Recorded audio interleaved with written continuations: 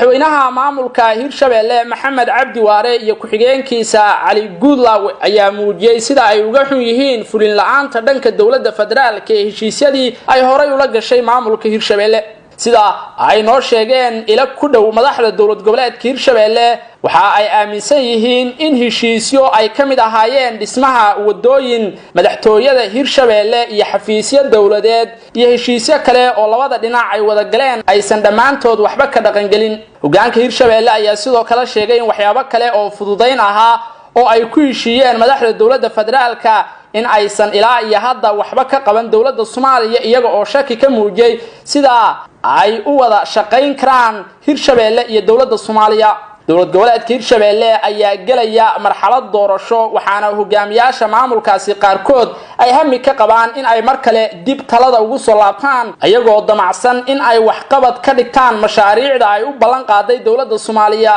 maamulka Hirshabelle tan iyo markii uu heshiiska la galay dawladda federaalka ee Soomaaliya kana go'ay golihii iskaashiga dawlad goboleedyada ee ku kacsanaa dawladda Soomaaliya waxa ay dawladda dhexe u ballan qaaday in ay deegaanadiisa ka hirgelin doonto mashaariic horumarineed oo isugu jira xafiisyo dawladeed jidad iyo xarumo kale oo muhiim ah balse dhammaan waxyaabahaasi oo dhan maanay dhaqan gelin Hirshabelle oo muddo ka badan 2 sano saaxiib la ahayd filla Soomaaliya ayaa lagu tilmaamaa maamulka kaliya ee aan waxba ka faa'iidin la shaqaynta dawladda dhexe madaxda Hirshabelle ayaa horay u taageeray dadaalada lagu raadinayo in wada hadal loo qabto dawladda dhexe iyo maamul goboleedyada qorshahaasi oo ay wadaan golaha aqalka sare ee baarlamaanka Soomaaliya guddi gaarana uu u xil saaray inay arrinka ka shaqeeyaan gudoomiyaha baarlamaanka aqalka sare mudane Cabdi Xaashi Cabdullaahi waxa sidoo kale la aaminsan yahay in xiisadan ka dhex qaraxday Hirshabelle iyo dawladda Soomaaliya ay ka dambeysay kadib markii madaxweyne Maxamed Cabdi Waare iyo ku-xigeenkiisa Cali Guudlaawe ay heleen wararka sheegaya in dawladdu ay diyaarisay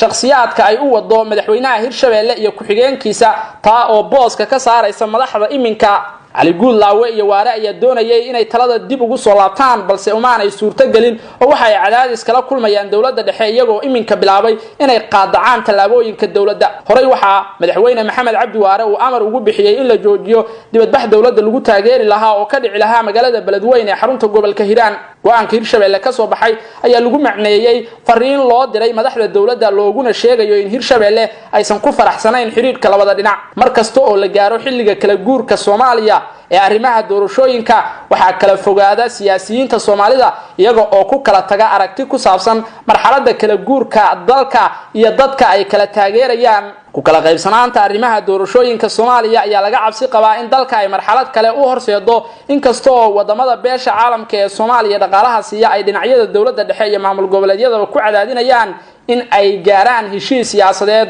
oo lagaga gudbi karo marxaladda iminka dalka ka jira